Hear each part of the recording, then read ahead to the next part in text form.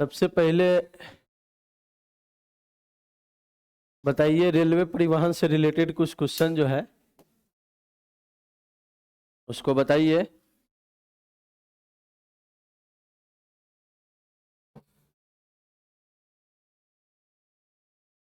विश्व की सबसे लंबी मेट्रो ट्रेन कौन सी है?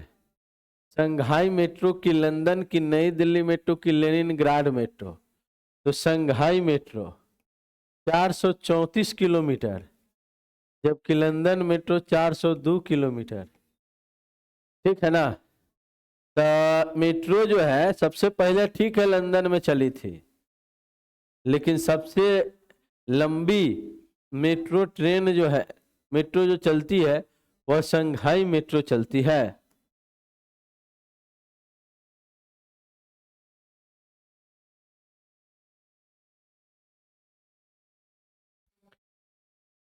इसमें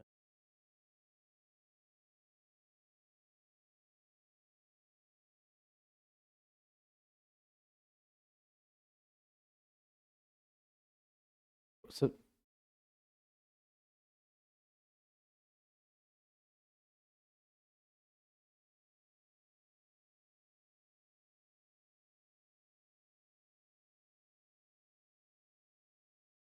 सब कोई पढ़कर क्या है ना।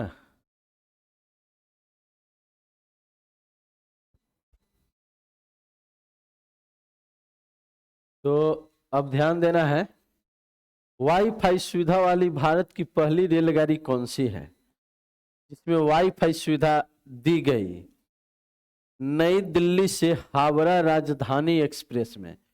और पहली राजधानी एक्सप्रेस भी जो चली थी वह नई दिल्ली से हावड़ा ही चली थी। तो नई दिल्ली से हावड़ा हो गया। भारत में सबसे अधिक ऊंचाई पर स्थित रेलवे स्टेशन कौन है? तो यह सबसे अधिक ऊंचाई पर स्थित रेलवे स्टेशन धूम station, Ooty station, Shimla station, Prayagraj station. क्या पढ़े थे सबसे ऊंची? धूम स्टेशन ना, जो कि दार्जिलिंग में है, पश्चिम बंगाल के दार्जिलिंग में सबसे अधिक ऊंचाई पर स्थित। यही जो है घूम स्टेशन, जो कहाँ पर है? दार्जिलिंग। दार्जिलिंग कहाँ पड़ते हैं? पश्चिम बंगाल में सबसे ऊपरी उत्तरी भागों में पड़ते हैं, वेस्ट बंगाल में। आंसर हो जाएगा ए। भारत की सबसे अधिक ऊंचाई पर स्थित रेलवे स्टेशन धूम रेलवे स्टेशन, दार्जिलिंग, पश्चिम बंगाल। भारत की सबसे लंबी रेलवे पुल बोगीबिल ब्रिज की लंबाई कितनी है? सबसे लंबी रेलवे पुल जो है बोगीबिल ब्रिज की लंबाई 4.94 किलोमीटर है। याद है सब किन्हीं को? बोगीबिल, बोगीबिल की लंबाई कितनी है? 4.94 है ना, 4.94 किलोमीटर। इसको हम लोग शुक्रवार को ही पढ़े थे। चलिए अब आगे देखिए, किसके द्वारा लिखा गया रेल गीत भारतीय रेल ने 2016 को अपनाया था? तो सरवन ने लिखे हैं। और सरवन का धुन है, सत्य प्रकाश के द्वारा लिखा गया है। और इसको सरवन की धुन है, सत्य प्रकाश ने लिखे हैं, और उदित नारायण कविता मूर्ति ने गाया है। ठीक है ना? लिखा सत्य प्रकाश, धुन तैयार किया सरवन, और गाए उदित नारायण, और कविता कृष्ण मूर्ति। भारत का प्रथम रेलवे विश्वविद्यालय कहाँ खोला गया है? चेन्नई, मुंबई, पुणे की बड़ौदा में? तो आंसर हो जाएगा बड़ौदा में, पहला रेलवे विश्वविद्यालय जो कि गुजरात में। किसने कहा कि भारतीय रेलवे ने विविध संस्कृति के लोगों को एक साथ लाकर भारत के स्वतंत्रता संग्राम में योगदान दिया है? ये बात महात्मा गांधी ने कहे। अगर रेलवे व्यवस्था नहीं होती तो भारत स्वतंत्र नहीं होता। सीसीटीवी कैमरा से युक्त देश की पहली रेलगाड़ी मैत्री की समझौता की अमृतसर दिल्ली शान पंजाब एक्सप्रेस, नई दिल्ली हावड़ा राजधानी एक्सप्रेस। तो सीसीटीवी कैमरा से युक्त यही पहली वाईफाई भी नहीं, ये जो है अमृतसर दिल्ली शान पंजाब एक्सप्रेस में पहली राजधानी में वाईफाई सुविधा दिया गया था। लेकिन अगर बात करेंगे कि सीसीटीवी कैमरा से युक्त देश की पहली रेलगाड़ी अमृतसर दिल्ली शान पंजाब एक्सप्रेस। पूर्वी तट रेलवे का मुख्यालय निम्न में से कहां पर है? भुवनेश्वर में है पूर्वी तट रेलवे का मुख्यालय। वहीं दक्षिणी तट रेलवे कहते तो विशाखापत्तनम, और ये मुंबई सेंट्रल रेलवे का मुख्यालय सीएसटी मुंबई, और पश्चिमी रेलवे का मुख्यालय मुंबई चर्च गेट, और उत्तरी मध्य रेलवे का मुख्यालय इलाहाबाद। ठीक है, तो इसका आंसर क्या हो जाएगा? पूर्वी तट रेलवे का मुख्यालय जो कि भुवनेश्वर। मुंबई मेट्रो रेल की शुरुआत कब हुई थी?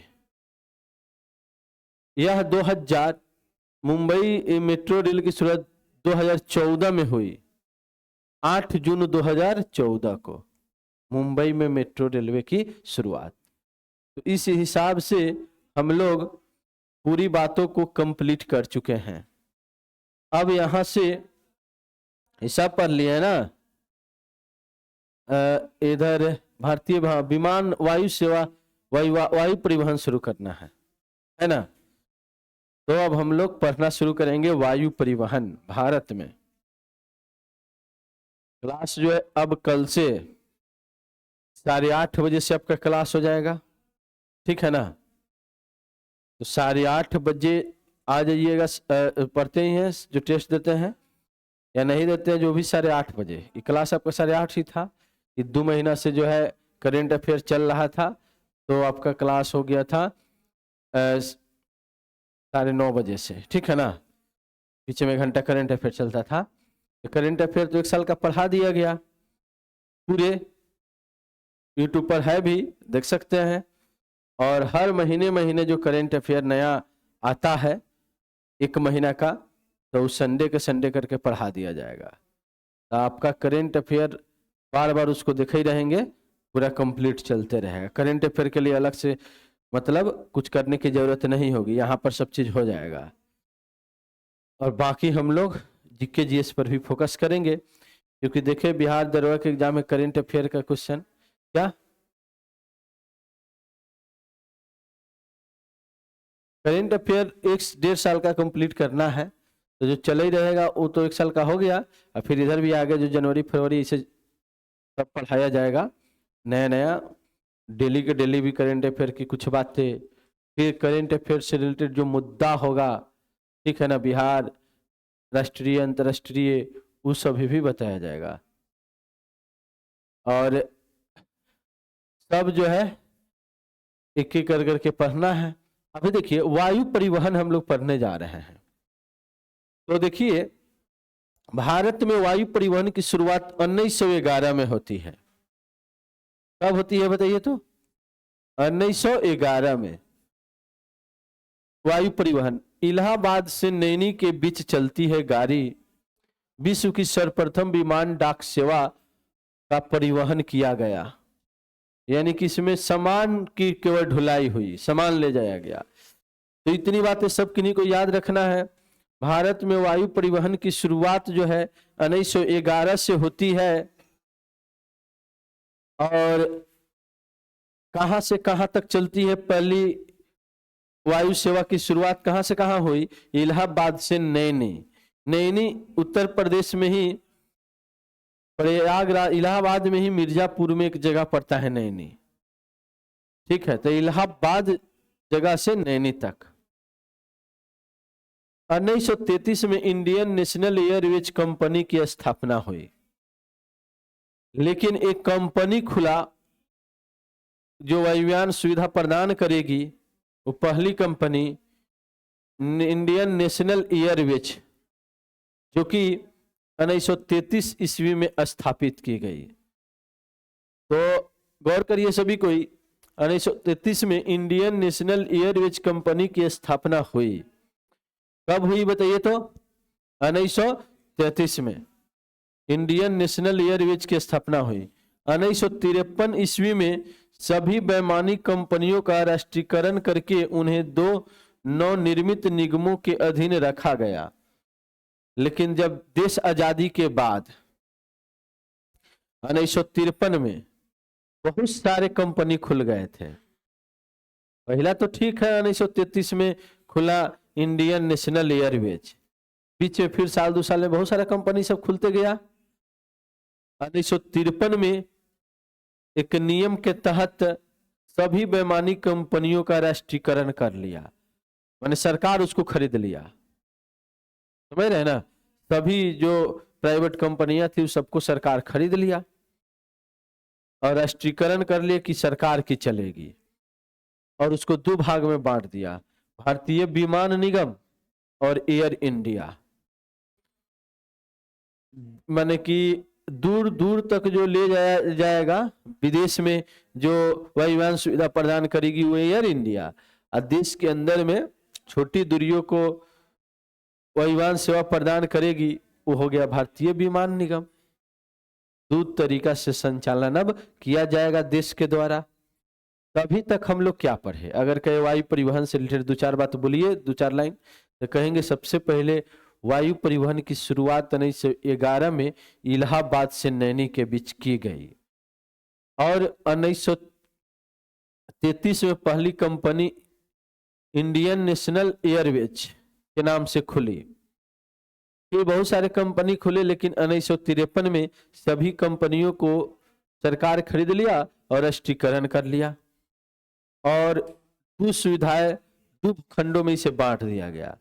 एक जो है भारतीय विमान निगम, जो कि छोटी दूरियों के लिए देश के अंदर के दूरियों की सुविधा प्रदान करेगी, और एक एयर इंडिया जो लंबी दूरी की सुविधा प्रदान करेगी। भारतीय विमान निगम देश के आंतरिक भागों के अतिरिक्त समीपवर्ती देशों नेपाल, पाकिस्तान, श्रीलंका, बांग्लादेश, मालदीव, म्यांमार, अफगानिस्तान की सेवाएं उपलब्ध कराती है। माने ये भारतीय विमान निगम की जो बात की है, यह देश के आंतरिक भागों के अतिरिक्त नेपाल, पाकिस्तान, श्रीलंका, बांग्लादेश, मालदीव, म्यांमार, अफगानिस्तान को सेवाएं उपलब्ध कराती है। सब कुछ ठीक है ना? माने छोटी दूरी देश के अंदर भी और देश से सटा हुआ भी देश, नेपाल, पाकिस्तान, श्रीलंका, बांग्लादेश, मालदीव, म्यांमार, अफगानिस्तान तक, और दूर तक जाना हो तो उसके लिए एयर इंडिया विदेशों के लिए सेवाएं उपलब्ध कराती है। 1981 में देश में घरेलू उड़ान के लिए वायुदूत नामक तीसरे निगम की भी स्थापना की गई, जिसके बाद में भारतीय विमान निगम में ही विलय कर दिया गया। एक और नई शाखा खोली गई वायुदूत, कब? 1981 में। बाद में देखा कि चलो इसको भारतीय विमान निगम भी तो वही काम कर रहा है, तो वायुदूत को भी जो भारतीय विमान निगम में ही जोड़ दिया गया। लेकिन 1981 में स्वतंत्र शाखा के रूप में खुली थी। एयर इंडिया विदेशी सेवा उपलब्ध कराने के लिए खोला गया। इसका मुख्यालय नई दिल्ली में है, निगमित कार्यालय मुंबई में है। यानी मुख्यालय हो गया नई दिल्ली, कार्यालय निगमित, निगम का माने कागज वगैरह जो सब रखा जाएगा मुख्य रूप से वो हो गया मुंबई। शुभंकर महाराजा, माने महाराजा लोगों के लिए सुविधा, सब उस टाइप की सुविधा यहाँ मिलती है। प्रतीक चिन्ह उड़ते हुए हंस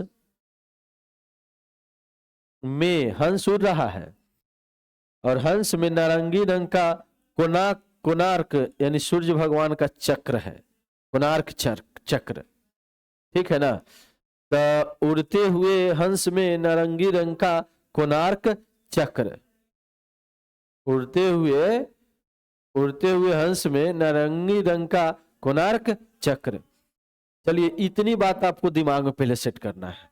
कोई कहे वायु परिवहन से रिलेटेड कुछ बोलिए तो बात कहेंगे। 1911 में सबसे पहले इलाहाबाद से नैनी के बीच चली, बात बढ़ी 1933 की, और एक कंपनी खुला इंडियन नेशनल एयरवेज। फिर बहुत सारे कंपनी खुले, लेकिन 1953 में उस सबको एक जोड़ करके राष्ट्रीयकरण करके और दो भागों में बांट दिया। एक भारतीय विमान निगम और एक बांट दिया गया, एक भारतीय विमान निगम और एक बांट दिया गया एयर इंडिया। भारतीय विमान निगम छोटी दूरियों और नेपाल, पाकिस्तान, अफगानिस्तान, बांग्लादेश, श्रीलंका की दूरियां तय करेगी, जबकि एयर इंडिया दूर की यात्रा विदेशों तक जो यात्रा को संपन्न करेगी। बाद में 1981 में वायुदूत नाम की जो है एक तीसरी शाखा खुली, लेकिन ये भी भारतीय विमान निगम में जोड़ दिया गया। ठीक है, एयर इंडिया का जो है मुख्यालय नई दिल्ली है और निगमित कार्यालय मुंबई में है। यह शुभंकर महाराजा है और प्रतीक चिन्ह उड़ते हुए हंस में नारंगी रंग का कोणार्क चक्र, उड़ते हुए हंस में नारंगी रंग का कोणार्क चक्र है।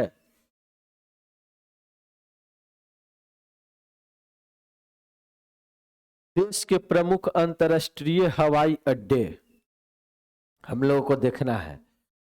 तो देखिए, इंदिरा गांधी अंतर्राष्ट्रीय हवाई अड्डा नई दिल्ली में है, जो हवाई अड्डा से के नाम याद रखे के है। तो बताइए, इंदिरा गांधी अंतर्राष्ट्रीय हवाई अड्डा कहाँ है? नई दिल्ली में। छत्रपति शिवाजी अंतर्राष्ट्रीय हवाई अड्डा मुंबई में है। नेताजी सुभाष चंद्र बोस अंतर्राष्ट्रीय हवाई अड्डा कोलकाता में है। अन्ना अंतर्राष्ट्रीय हवाई अड्डा चेन्नई में है। बाबा साहब अंबेडकर अंतर्राष्ट्रीय हवाई अड्डा नागपुर में है। वल्लभ भाई पटेल अंतर्राष्ट्रीय हवाई अड्डा अहमदाबाद में है। गोपीनाथ बरदौली अंतर्राष्ट्रीय हवाई अड्डा गुवाहाटी में है। चौधरी चरण सिंह अंतर्राष्ट्रीय हवाई अड्डा लखनऊ में है। इतना पहले बोलिए, इंदिरा गांधी अंतर्राष्ट्रीय हवाई अड्डा कहां पर है? इंदिरा गांधी अंतर्राष्ट्रीय हवाई अड्डा बोलिए कहां पर है? नई दिल्ली में है इंदिरा गांधी अंतर्राष्ट्रीय हवाई अड्डा। चलिए बोल दीजिएगा ना, छत्रपति शिवाजी अंतर्राष्ट्रीय हवाई अड्डा, नेताजी सुभाष चंद्र बोस अंतर्राष्ट्रीय हवाई अड्डा कहाँ? कोलकाता। अन्ना अंतर्राष्ट्रीय हवाई अड्डा चेन्नई। बाबा साहब अंबेडकर अंतर्राष्ट्रीय हवाई अड्डा कहाँ हो जाएगा? नागपुर। सरदार वल्लभ भाई पटेल अंतर्राष्ट्रीय हवाई अड्डा अहमदाबाद। और गोपीनाथ बरदौली अंतर्राष्ट्रीय हवाई अड्डा गुवाहाटी। चौधरी चरण सिंह अंतर्राष्ट्रीय हवाई अड्डा कहाँ पर हो जाएगा? यह लखनऊ। तो अब बताइए, इंदिरा गांधी अंतर्राष्ट्रीय हवाई अड्डा कहाँ हो गया? नई दिल्ली में। और छत्रपति शिवाजी अंतर्राष्ट्रीय हवाई अड्डा कहाँ हो गया? मुंबई में। और बताइए, नेताजी सुभाष चंद्र बोस अंतर्राष्ट्रीय हवाई अड्डा कहाँ हो गया? कोलकाता। अन्ना अंतर्राष्ट्रीय हवाई अड्डा बोल दीजिए चेन्नई में। अन्ना अंतर्राष्ट्रीय हवाई अड्डा। बाबा साहब अंबेडकर अंतर्राष्ट्रीय हवाई अड्डा बोल दीजिए नागपुर में है। सरदार वल्लभ भाई पटेल अंतर्राष्ट्रीय हवाई अड्डा अहमदाबाद में है। और गोपीनाथ बरदौली अंतर्राष्ट्रीय हवाई अड्डा गुवाहाटी में है। और चौधरी चरण सिंह अंतर्राष्ट्रीय हवाई अड्डा लखनऊ में है। चौधरी चरण सिंह अंतर्राष्ट्रीय हवाई अड्डा। चलिए अब आगे हम लोग देखते हैं। श्री गुरु रामदास जी अंतर्राष्ट्रीय हवाई अड्डा अमृतसर। सिख धर्म के चौथा गुरु कौन थे? रामदास। तो रामदास जी अंतर्राष्ट्रीय हवाई अड्डा की बात करेंगे तो कहाँ? अमृतसर। त्रिवेंद्रम अंतर्राष्ट्रीय हवाई अड्डा तिरुवनंतपुरम, जो कि केरल में। ठीक है ना, त्रिवेंद्रम अंतर्राष्ट्रीय हवाई अड्डा। कालीकट अंतर्राष्ट्रीय हवाई अड्डा कोझिकोड, जो कि केरल में है। कालीकट केरल में एक बंदरगाह है जो कि वास्को डी गामा सबसे पहले पहुंचा था। तो कालीकट अंतर्राष्ट्रीय हवाई अड्डा कोझिकोड हवाई अड्डा का नाम है। शेख अल आलम अंतर्राष्ट्रीय हवाई अड्डा श्रीनगर में है। चलिए बताइए, शेख अल आलम अंतर्राष्ट्रीय हवाई अड्डा कहां पर है? श्रीनगर में। राजीव गांधी अंतरराष्ट्रीय हवाई अड्डा हैदराबाद में है। सब कोई को याद रहेगा ना। राजीव गांधी अंतरराष्ट्रीय हवाई अड्डा कहाँ है? हैदराबाद में।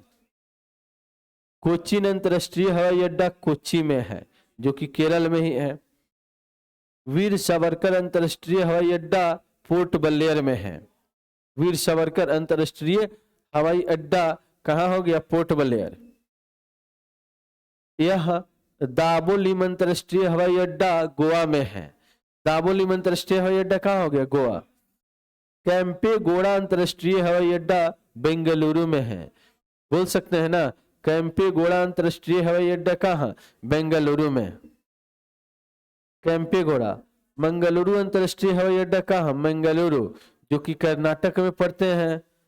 और देवी अहिल्याबाई होलकर अंतरराष्ट्रीय हवाई अड्डा इंदौर में है। कौन अंतरराष्ट्रीय हवाई अड्डा? देवी अहिल्याबाई होलकर अंतरराष्ट्रीय हवाई अड्डा इंदौर में।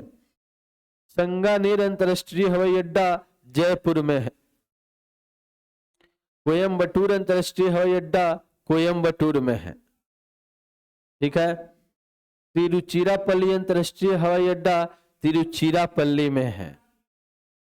तिरुचिरापल्ली अंतरराष्ट्रीय हवाई अड्डा, और ये भी केरल क्षेत्र में ही पड़ेगा, तिरुचिरापल्ली। लाल बहादुर शास्त्री हवाई अड्डा वाराणसी में है। बागडोगरा अंतरराष्ट्रीय हवाई अड्डा सिलीगुड़ी में है। तो कहेंगे बताइए, बागडोगरा अंतरराष्ट्रीय हवाई अड्डा कहाँ? सिलीगुड़ी में। सिलीगुड़ी कहाँ? पश्चिम बंगाल में। सिलीगुड़ी कहाँ? पश्चिम बंगाल में। सूरत अंतरराष्ट्रीय हवाई अड्डा सूरत में है। सूरत कहाँ? गुजरात में। बीजू पटनायक अंतरराष्ट्रीय हवाई अड्डा भुवनेश्वर में है, उड़ीसा में। कन्नूर अंतरराष्ट्रीय हवाई अड्डा कन्नूर में है। ठीक है ना, यह पड़ेगा आंध्र प्रदेश में। मदुरई अंतरराष्ट्रीय हवाई अड्डा मदुरई, तमिलनाडु में। जयप्रकाश नारायण अंतरराष्ट्रीय हवाई अड्डा पटना। गया अंतरराष्ट्रीय हवाई अड्डा गया। मनोहर पर्रिकर अंतरराष्ट्रीय हवाई अड्डा मोपा, जो कि गोवा में है। और इम्फाल अंतरराष्ट्रीय हवाई अड्डा इम्फाल में है, मणिपुर के इम्फाल में। और शेख अल आलम अंतरराष्ट्रीय हवाई अड्डा श्रीनगर में है। ठीक है ना, शेख अल आलम अंतरराष्ट्रीय हवाई अड्डा कहाँ? श्रीनगर। और पूर्णतः सौरकृत विश्व का प्रथम अंतरराष्ट्रीय हवाई अड्डा है कोच्चि हवाई अड्डा। ठीक है, तो इस तरीका से और भी कुछ हवाई अड्डा है। बिरसा मुंडा हवाई अड्डा कहाँ है? रांची। और शहीद भगत सिंह हवाई अड्डा कहाँ? चंडीगढ़। महाराजा वीर विक्रम किशोर मानिक्य हवाई अड्डा कहाँ? अगरतला।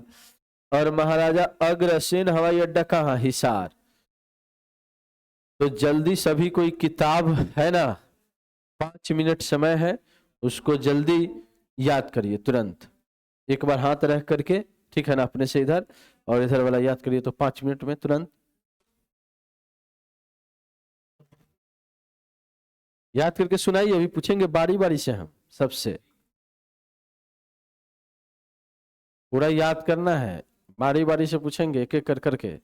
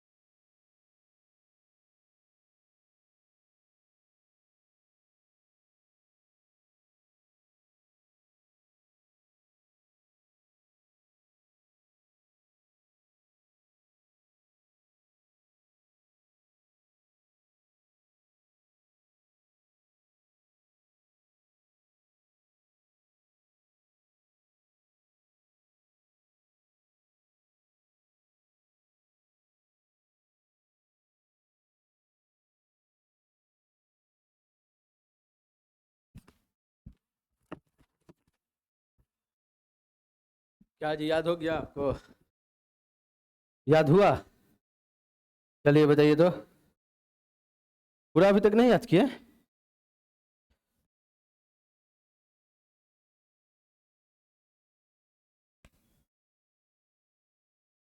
बारह तक याद हुआ?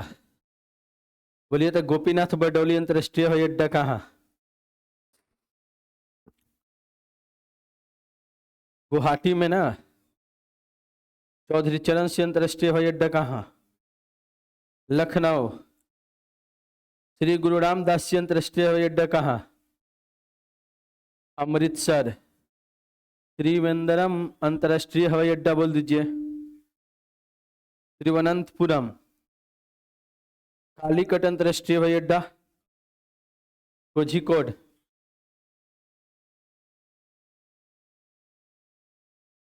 आप याद कर लिए? चलिए बोलिए।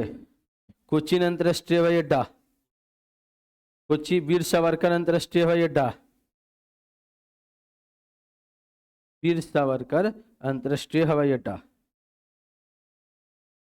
Port Blair?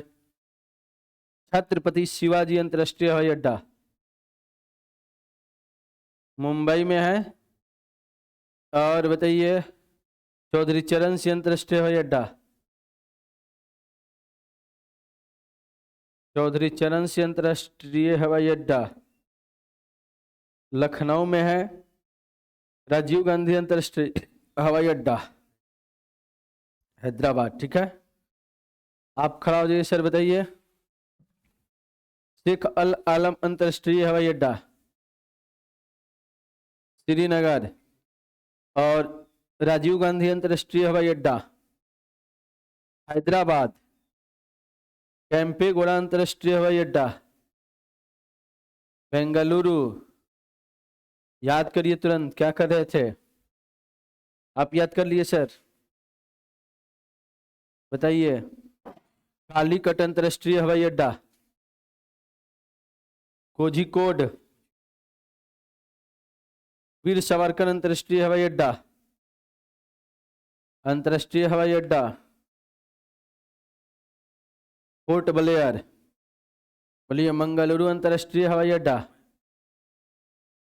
मंगलुरु। तिरुचिरापल्ली अंतरराष्ट्रीय हवाई अड्डा? तिरुचिरापल्ली। शिवाजी अंतरराष्ट्रीय हवाई अड्डा, छत्रपति शिवाजी अंतरराष्ट्रीय हवाई अड्डा मुंबई ना। बैठ के याद करिए। हाँ बताइए सर। काबुली अंतरराष्ट्रीय हवाई अड्डा? लाल बहादुर शास्त्री अंतरराष्ट्रीय हवाई अड्डा?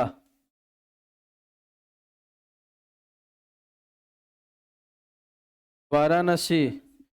बोलिए, बगडोगरा अंतरराष्ट्रीय हवाई अड्डा? सिलीगुड़ी पश्चिम बंगाल। मदुरई अंतरराष्ट्रीय हवाई अड्डा? मदुरई।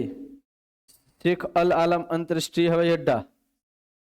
श्रीनगर। ठीक है, आप सर बताइए, दीजिए। बोलिए, राजीव गांधी अंतरराष्ट्रीय हवाई अड्डा? हैदराबाद। और बोलिए, कैंपेगौड़ा अंतरराष्ट्रीय हवाई अड्डा? बेंगलुरु। और कोयम्बटूर अंतरराष्ट्रीय हवाई अड्डा? कोयम्बटूर। तिरुचिरापल्ली तो हो जाएगा। लाल बहादुर शास्त्री अंतरराष्ट्रीय हवाई अड्डा बोल दीजिए। वाराणसी। गुरु रामदास जी अंतरराष्ट्रीय हवाई अड्डा? अमृतसर। और बताइए, देवी अहिल्याबाई होलकर अंतरराष्ट्रीय हवाई अड्डा? इंदौर। ठीक है, रखिए। चलिए आप बताइए। वीर सावरकर अंतरराष्ट्रीय हवाई अड्डा? Port Blair. गुरु रामदास जी अंतरराष्ट्रीय हवाई अड्डा?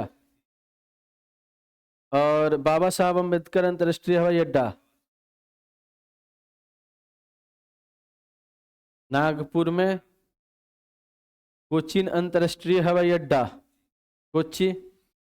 बताइए, देवी अहिल्याबाई होलकर अंतरराष्ट्रीय हवाई अड्डा? इंदौर। संगानेर अंतर्राष्ट्रीय हवाई अड्डा जयपुर।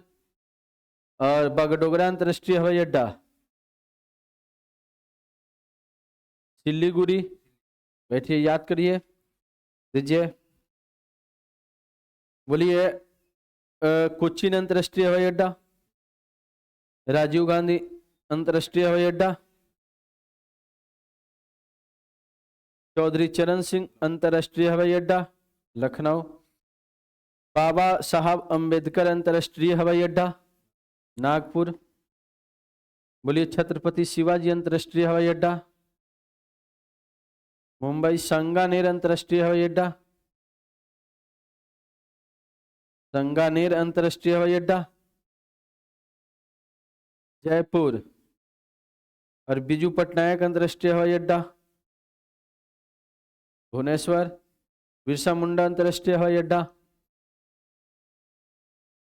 रांची, शहीद भगत सिंह हवाई अड्डा ये चंडीगढ़। रखिए, आप याद कर लिए हैं? चलिए बताइए। बोलिए तो कैंपेगौड़ा अंतर्राष्ट्रीय हवाई अड्डा, कैंपेगौड़ा बेंगलुरु में, और बाबा साहब अंबेडकर अंतर्राष्ट्रीय हवाई अड्डा कहाँ पर? नागपुर। बताइए नेताजी सुभाष चंद्र बोस अंतर्राष्ट्रीय हवाई अड्डा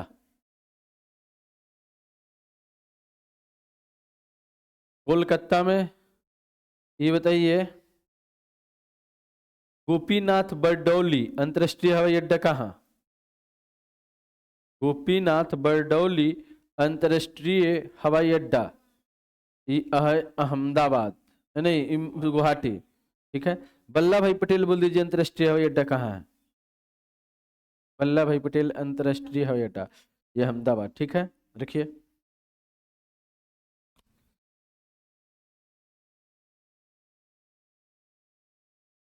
इसको एक बार देख लीजिएगा सभी कोई।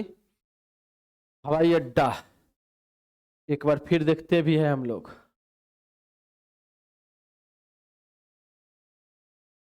ये सब पढ़ लिया है ना?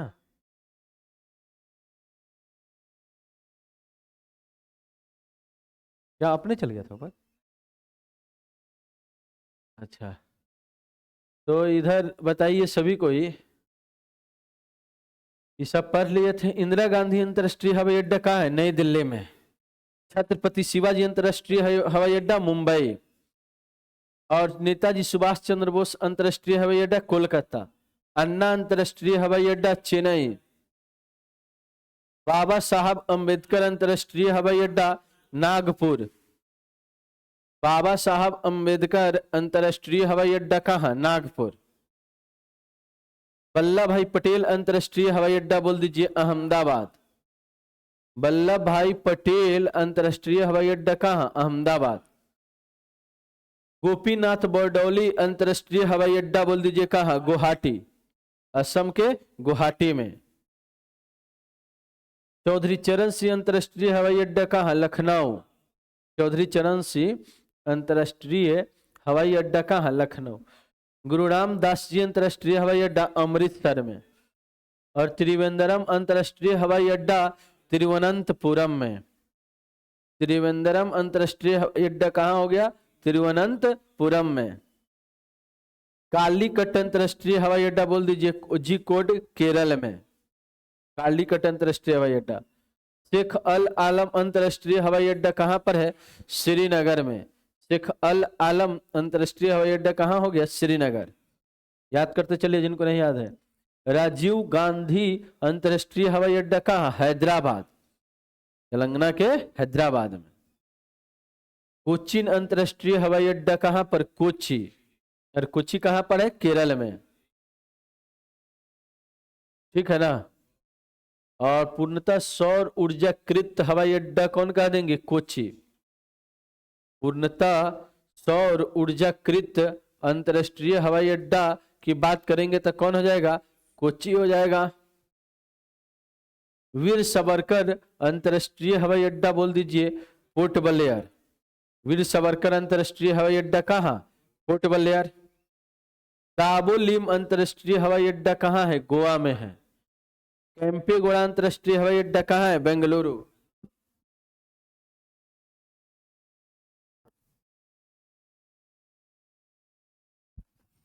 चलिए देखिए अब, तो दाबोलिम अंतरराष्ट्रीय हवाई अड्डा कहाँ का है? गोवा। केम्पेगौड़ा अंतरराष्ट्रीय हवाई अड्डा कहाँ? बेंगलुरु। केम्पेगौड़ा अंतरराष्ट्रीय हवाई अड्डा बोल दीजिए। मंगलुरु अंतरराष्ट्रीय हवाई अड्डा कहाँ? मंगलुरु। मंगलुरु कहाँ पर? कर्नाटक में है, बंदरगाह है। वीर देवी अहिल्याबाई अंतरराष्ट्रीय हवाई अड्डा बोल दीजिए तो कहाँ? इंदौर। और संगानेर अंतरराष्ट्रीय हवाई अड्डा कहाँ पर? जयपुर। कोयम्बटूर, कोयम्बटूर तमिलनाडु में पड़ते हैं, तो कोयम्बटूर अंतरराष्ट्रीय हवाई अड्डा कहाँ कर देंगे? कोयम्बटूर। तिरुचिरापल्ली अंतरराष्ट्रीय हवाई अड्डा कहाँ कर देंगे? तिरुचिरापल्ली, तिरुचिरापल्ली। और लाल बहादुर शास्त्री अंतरराष्ट्रीय हवाई अड्डा कहाँ? वाराणसी। बागडोगरा अंतरराष्ट्रीय हवाई अड्डा सिल्लीगुड़ी में। सिल्लीगुड़ी कहाँ पड़ते हैं? पश्चिम बंगाल में। तो ध्यान दीजिए, बागडोगरा अंतरराष्ट्रीय हवाई अड्डा कहाँ पर हो जाएगा? सिल्लीगुड़ी। सूरत अंतरराष्ट्रीय हवाई अड्डा कहाँ है? सूरत में है। और सूरत कहाँ पर पड़ते हैं? गुजरात में। बीजू पटनायक अंतरराष्ट्रीय हवाई अड्डा कहाँ है? भुवनेश्वर में है।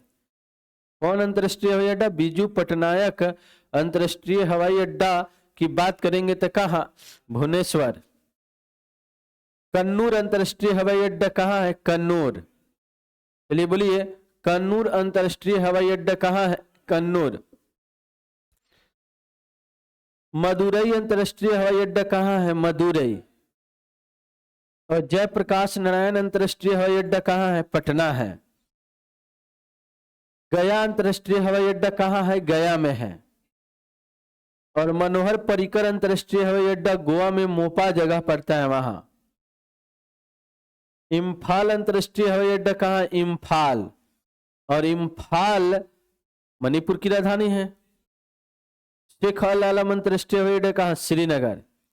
पूर्णतः सौर ऊर्जाकृत अंतरराष्ट्रीय हवाई अड्डा, विश्व का प्रथम अंतरराष्ट्रीय हवाई अड्डा सौर ऊर्जाकृत कोच्चि है, केरल में।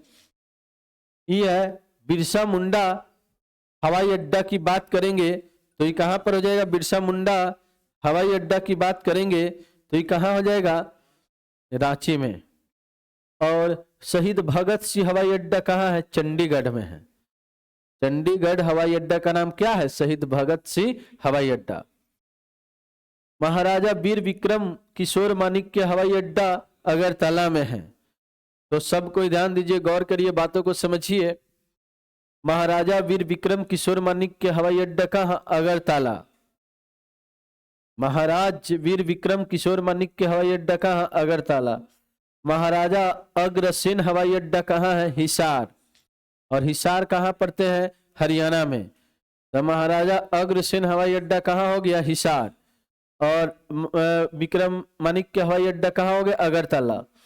भगत सिंह हवाई अड्डा कहाँ? चंडीगढ़। और बिरसा मुंडा हवाई अड्डा कहाँ पर?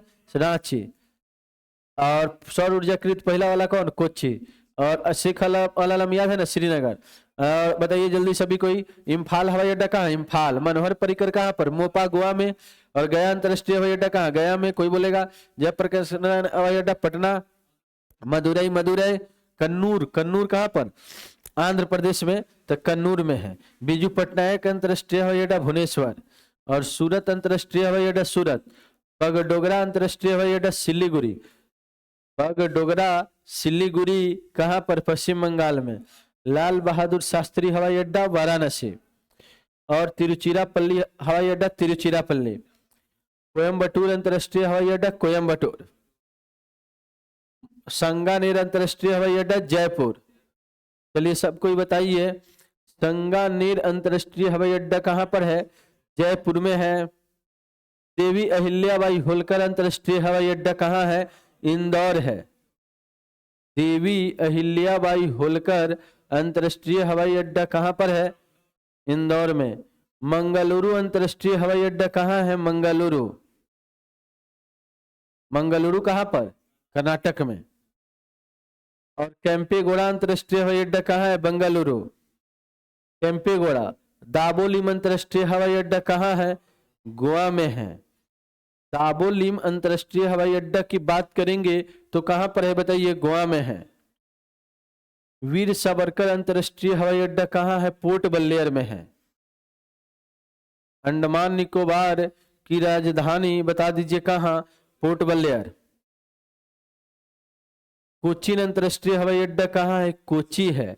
और कोची कहां पड़ते हैं? केरल में। राजीव गांधी अंतरराष्ट्रीय हवाई अड्डा कहां है? हैदराबाद में है। राजीव गांधी अंतरराष्ट्रीय हवाई अड्डा कहां पर? हैदराबाद। चलिए तो इतना। शेख अल आलम बोल दीजिए कहां? श्रीनगर। कालीकट कहां? कोझिकोड। त्रिवेंद्रम अंतरराष्ट्रीय हवाई अड्डा तिरुवनंतपुरम। गुरु रामदास जी अंतरराष्ट्रीय हवाई अड्डा कहां? अमृतसर।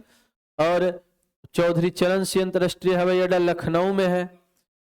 चौधरी चरण सिंह, जिनका चरण कभी लोकसभा में नहीं गए, वो पहला प्रधानमंत्री कौन? चौधरी चरण सिंह। माने चौधरी चरण सिंह नाम है लेकिन लोकसभा में कभी गए ही नहीं। चौधरी चरण सिंह का चरण कभी लोकसभा में गया ही नहीं। ठीक है ना? कौन है? चौधरी चरण सिंह। गोपीनाथ बरदौली अंतरराष्ट्रीय हवाई अड्डा कहाँ है? गुवाहाटी में है। बताइए वल्लभ भाई पटेल अंतरराष्ट्रीय हवाई अड्डा कहाँ है? अहमदाबाद में है। और बाबा साहब अम्बेडकर हवाई अड्डा कहाँ है? नागपुर में है। और बोलिए अन्ना अंतरराष्ट्रीय हवाई अड्डा कहाँ है? चेन्नई में है। और नेताजी सुभाष चंद्र बोस अंतरराष्ट्रीय हवाई अड्डा कहाँ है? कोलकाता में है। छत्रपति शिवाजी अंतरराष्ट्रीय हवाई अड्डा कहाँ है? मुंबई में है। और इंदिरा गांधी अंतरराष्ट्रीय हवाई अड्डा कहाँ है? नई दिल्ली में है। तो या तो अब हो जाना चाहिए। बोलिए इंदिरा गांधी अंतरराष्ट्रीय हवाई अड्डा और छत्रपति सुभाष चंद्र बोस जी अन्ना अंतरराष्ट्रीय, बाबा साहब नागपुर, वल्लभ भाई पटेल अहमदाबाद, गोपीनाथ गुवाहाटी, चरण सिंह लखनऊ, रामदास जी अमृतसर, त्रिवेंद्रम तिरुवनंतपुरम, कालीकट कोझिकोड और शेख अल आलम श्रीनगर, राजीव गांधी हैदराबाद, कोचीन कोच्चि, वीर सावरकर पोर्ट ब्लेयर और दाबोलिम गोवा और केम्पेगौड़ा बेंगलुरु और बेंगलुरु अंतरराष्ट्रीय हवाई अड्डा मंगलुरु, देवी अहिल्याबाई होलकर हवाई अड्डा इंदौर। बताइए संगानेर अंतरराष्ट्रीय हवाई अड्डा जयपुर और कोयम्बटूर हवाई अड्डा कोयम्बटूर। कोयम्बटूर कहां पर? तमिलनाडु। और तिरुचिरापल्ली हवाई अड्डा तिरुचिरापल्ली। और बताइए लाल बहादुर शास्त्री वाराणसी और बगडोगरा सिलीगुड़ी। सूरत हवाई अड्डा सूरत। बगडोगरा याद है ना? कहाँ? सिलीगुड़ी। सीधा बैठ जाइए सर। बगडोगरा कहाँ? सिलीगुड़ी। और सूरत हवाई अड्डा सूरत। बिजू पटनायक हवाई अड्डा भुवनेश्वर और कन्नूर अंतरराष्ट्रीय हवाई अड्डा कन्नौर और मदुरई अंतरराष्ट्रीय हवाई अड्डा मदुरई। मदुरई कहाँ? तमिलनाडु। जयप्रकाश नारायण अंतरराष्ट्रीय हवाई अड्डा पटना। बताइए गया अंतरराष्ट्रीय हवाई अड्डा गया में है। ठीक है ना? गया अंतरराष्ट्रीय हवाई अड्डा गया। मनोहर पर्रिकर अंतरराष्ट्रीय हवाई अड्डा मोपा गोवा और इम्फाल अंतरराष्ट्रीय हवाई अड्डा इम्फाल। क्या जी क्लास कै बजे है पता है? क्लास 8:30 बजे है।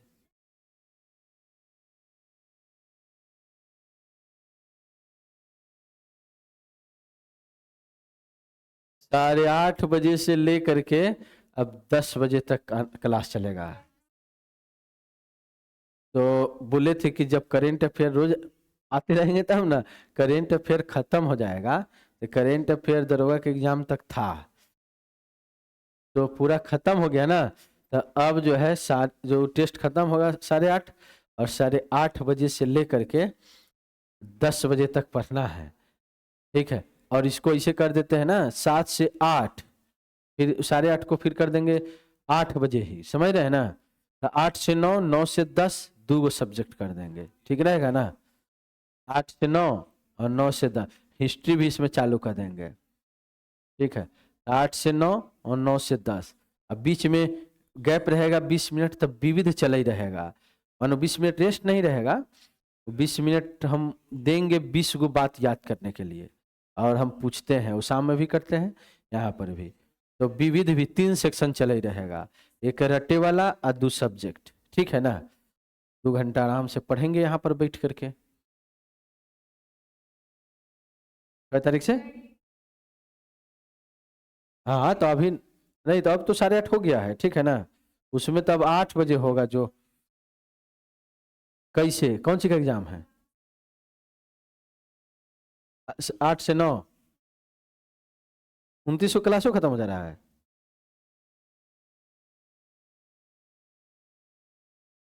अच्छा, तो आप आधा घंटा कम में पढ़िएगा अभी कुछ दिन तक, ठीक है ना। तो अभी ध्यान दीजिए, अभी हम लोग देखते हैं, सब तो यूट्यूब पर है ही, उसको आप देख लीजिएगा, ठीक है। यूट्यूब पर क्या नहीं, यूपीएससी के कोर्स तक सब चीज फ्री मिल जाता है यूट्यूब पर, समझ रहे हैं, यूपीएससी के सब सब्जेक्ट के। लेकिन वैसा वैसा पढ़ने वाला रहता तो घर हो तो किताब बहुत पहले से था हर चीज का, तो वो घर ही से नहीं पढ़ के सब कोई निकाल लेता, किताब तो बहुत दिन से ना पहले सब चीज का है। तो उसी प्रकार से हर चीज डाटा तो है, लेकिन एक माहौल चाहिए, एक कंसंट्रेशन के लिए। भगवान जी तो हर जगह है, लेकिन रोड पर कोई थोड़ी साधना करता है, मंदिर में जा करके करता है। उसी प्रकार से आपको पाठशाला में आना पड़ेगा जानने के लिए। तो अभी आप ध्यान दीजिए, कुछ पढ़ लीजिए, कुछ सीख लीजिए, और ये बता दीजिए कि बिरसा मुंडा हवाई अड्डा कहाँ है? रांची में है। और शहीद भगत सिंह हवाई अड्डा कहाँ है? चंडीगढ़ में है। महाराजा वीर विक्रम किशोर माणिक्य हवाई अड्डा कहाँ है? अगरतला में है। अगरतला, त्रिपुरा की राजधानी क्या? अगरतला। तो महाराजा विक्रम किशोर माणिक्य हवाई अड्डा, महाराजा अग्रसेन हवाई अड्डा बोल दीजिए तो हिसार। अब चलिए कुछ नई नई बातें सीख लेते हैं 15 मिनट। 24 अगस्त 2007 की बात है, और अभी तक देखिए हम लोग क्या पढ़े थे, तो बीच में आ गया ना। हम लोग अभी वायुयान व्यवस्था जो पढ़ रहे हैं भारत की, तो चलिए ध्यान दीजिए, जो जिनका शुरू में छूट गया था वो अभी फिर से बता दे रहे हैं। वायु परिवहन में अगर कहे 2-4 शब्द बोलिए तो कहेंगे कि सबसे पहले वायुयान व्यवस्था इलाहाबाद से नैनी के बीच 1911 में की गई। कब की गई बताइए तो? 1911। कहां से कहां के बीच? इलाहाबाद से नैनी के बीच पहली परिवहन व्यवस्था शुरू की गई। 1933 की बात है, पहली इंडियन नेशनल एयरवेज नाम की कंपनी खुलती है। कौन कंपनी बोलिए तो? Indian national Airways. और बहुत सारी कंपनी फिर खुली, लेकिन सब कंपनियों को जोड़ करके 1953 में राष्ट्रीयकरण कर दिया गया कि सरकारी रहेगा सब। और भारतीय विमान निगम और एयर इंडिया 2 शाखाओं में बांट दिया। एयर इंडिया जो है यह लंबी दूरी को तय करेगा, ठीक है ना, एयर इंडिया। और छोटी दूरियों को तय करने के लिए बनाया गया भारतीय विमान निगम, या कहेंगे बांग्लादेश श्रीलंका तक के सब दूरी कवर करने के लिए। और बाद में 1981 में वायुदूत नाम की भी एक तीसरी शाखा खुली, जो कि छोटी दूरी, देश के अंदर की ही दूरियों को तय करने के लिए बनाया गया। इसको भी भारतीय विमान निगम, चूंकि भी छोटी दूरी के लिए था, तो उसी में मिला दिया गया। एयर इंडिया जो लंबी दूरी के लिए है, वह एयर इंडिया का मुख्यालय नई दिल्ली, और इसका कार्यालय जो है, निगमित कार्यालय मुंबई में है। और इसका प्रतीक चिन्ह जो है महाराजा है, और इसका शुभंकर महाराजा है। और प्रतीक चिन्ह कहेंगे उड़ते हुए हंस में नारंगी रंग का कोणार्क चिन्ह, ठीक है। अब हम लोग को जानना है 24 अगस्त 2007 को सार्वजनिक क्षेत्र की विमानन कंपनियां एयर इंडिया एवं भारतीय विमान निगम को भी विलय कर दिया गया। वायुदूत भारतीय विमान निगम में विलय हो गया वायुदूत, और अब एयर इंडिया और भारतीय विमान निगम भी विलय हो गया 2007 में 24 अगस्त को, और तब इसका नाम रखा गया इंडियन एयरलाइंस। यह दोनों कंपनियां अब नहीं, देखिए इसका नाम है भारतीय विमान निगम का इंडियन एयरलाइंस, और ये दोनों कंपनी जब मिला तब इसका नाम रखा गया national aviation company of India limited. National aviation company of India limited, national aviation company of India limited के नाम से यह कार्यरत हो गई है। ठीक है, तो अगर बात करें, यह company national aviation company of India limited NACIL के नाम से कार्यरत हो गई है। कंपनी का ब्रांड नाम है एयर इंडिया। तो सभी कोई ध्यान दीजिए, बातों को समझिए। कंपनी का ब्रांड नाम क्या है? एयर इंडिया है इसका ब्रांड नाम। भले पूरा नाम कहेंगे national aviation company of India limited, लेकिन इसका ब्रांड नाम एयर इंडिया ही रखा गया, जो पहले का था एयर इंडिया। वर्तमान में एयर इंडिया का स्वामित्व तो अब टाटा के पास चला गया। जो सरकारी था ना, ये फिर नरेंद्र मोदी ने बेच दिए इस सरकारी कंपनी को। ठीक है ना, माने तब ना उस समय चल रहा था ऐसा कि माने जो चाय बेचने वाला जो है, अब पता नहीं क्या क्या बेचेंगे, ट्रेन बेच दिए और वायुयान बेच दिए।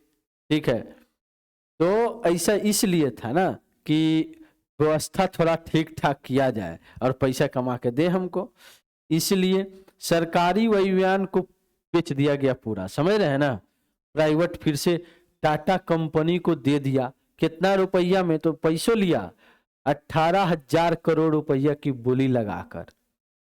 ठीक है ना, 18,000 करोड़ रुपया में बेच दिया गया। किसे बताइए? तो यह पूरी वायुयान व्यवस्था जो था टाटा अब चलाएगी।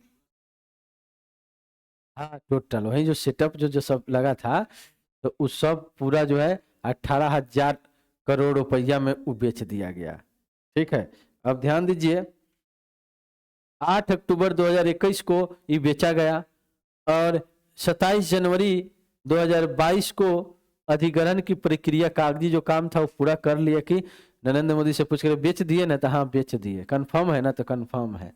ठीक है, तो बेच दिए पूरा, और कागजी कार्रवाई 27 जनवरी 2022 तक हो भी गया।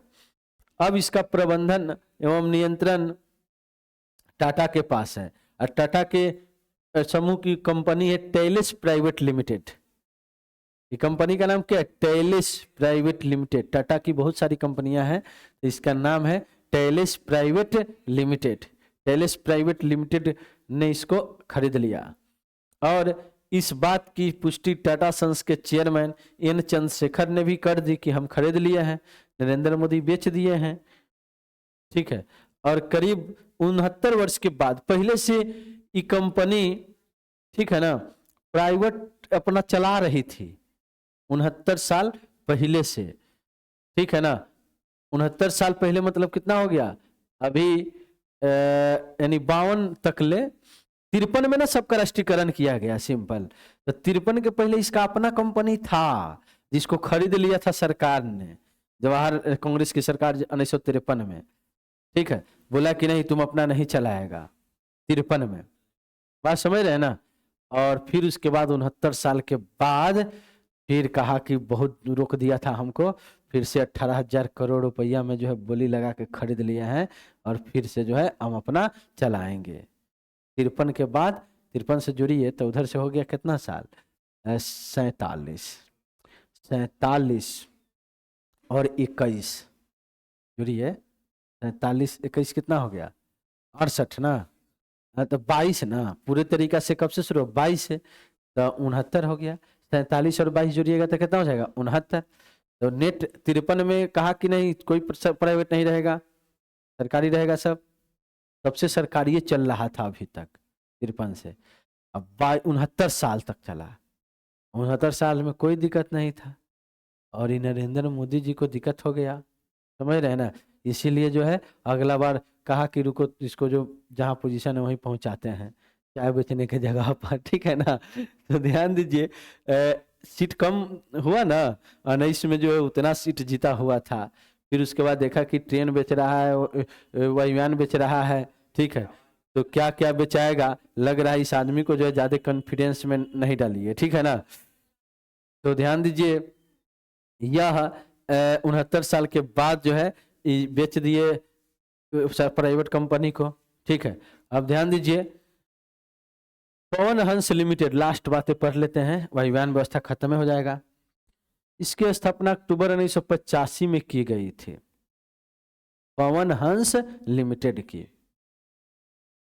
इसकी स्थापना का मुख्य उद्देश्य तेल क्षेत्र को तेल की खोज के लिए हेलीकॉप्टर सेवाएं उपलब्ध कराना है।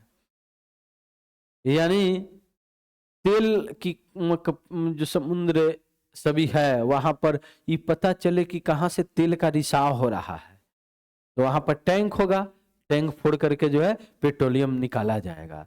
तो पूरे समुद्र के भागों में अलग अलग जगहों में देखना जल स्तर को कि कहां पर जो है कुछ अलग टाइप का वहां पर रिसाव तो हो रहा है, तो वहां पर होगा टैंक। तो इसकी खोज करने के लिए एक हेलीकॉप्टर, ठीक है ना, इसकी स्थापना 1985 में की गई। इसकी स्थापना मुख्य उद्देश्य तेल क्षेत्र की तेल की खोज के लिए हेलीकॉप्टर सेवाएं उपलब्ध कराना। इसका पंजीकृत कार्यालय पवन हंस लिमिटेड जो हेलीकॉप्टर सेवा उपलब्ध कराती है, हेलीकॉप्टर सेवा उपलब्ध कराती है, उसका पैसा लगी सरकार से, समझ रहे हैं ना, तो प्राइवेट कंपनी है। और यह हेलीकॉप्टर सेवा प्रदान करने के लिए एशिया का सबसे बड़ी कंपनी में शामिल है, एशिया भर में बड़ी कंपनी पवन हंस लिमिटेड। 2020 में इसके पास 43 हेलीकॉप्टर का बेड़ा था, ये नहीं कि 43 गो हेलीकॉप्टर है, 43 जगह सेंटर है, एक जगह में 50 गो हेलीकॉप्टर होगा, समझ रहे हैं ना। वैसा सेंटर कई गो है, 43 गो।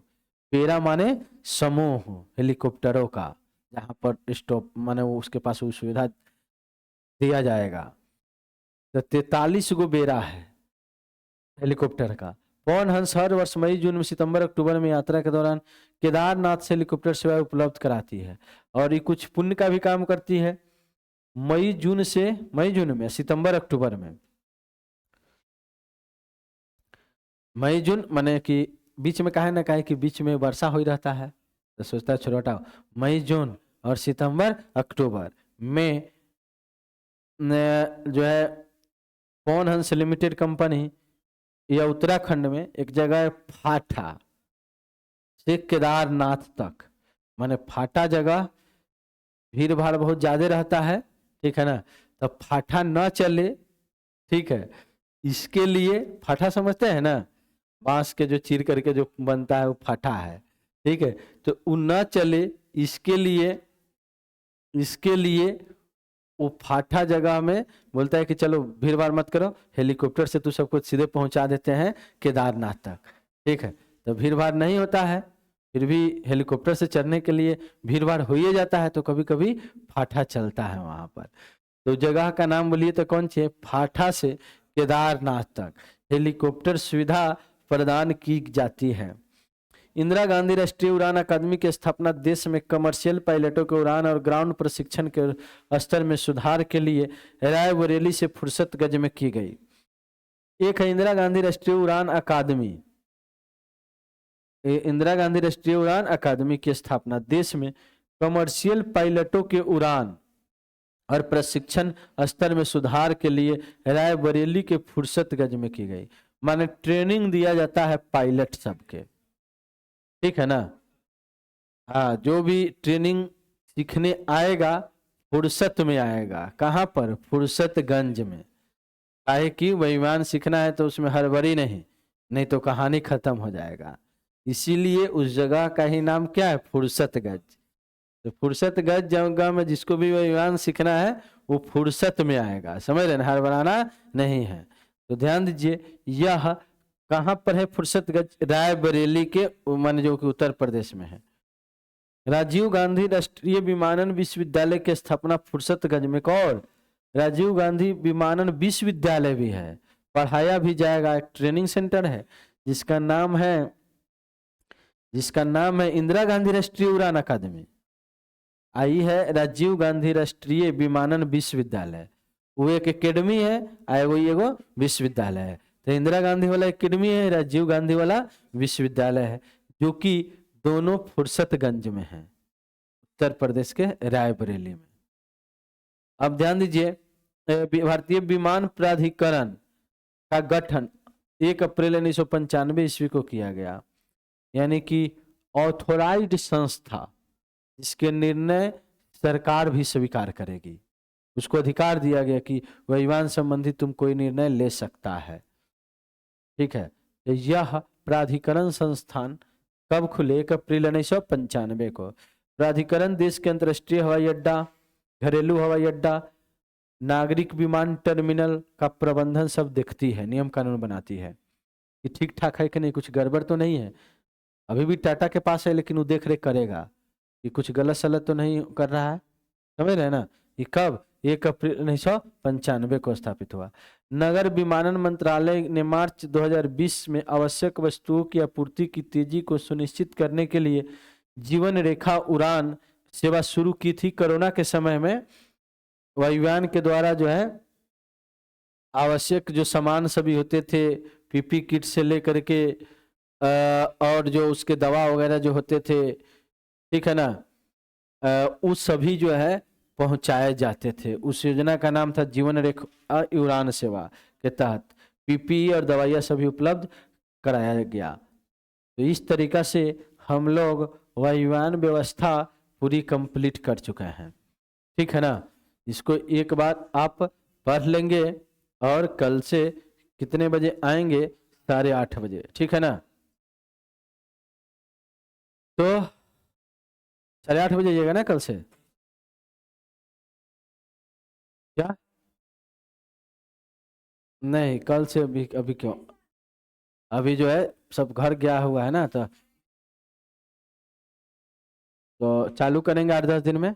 ठीक है, 2 सब्जेक्ट। अभी कल आइएगा आप 8:30 बजे, कल आइए।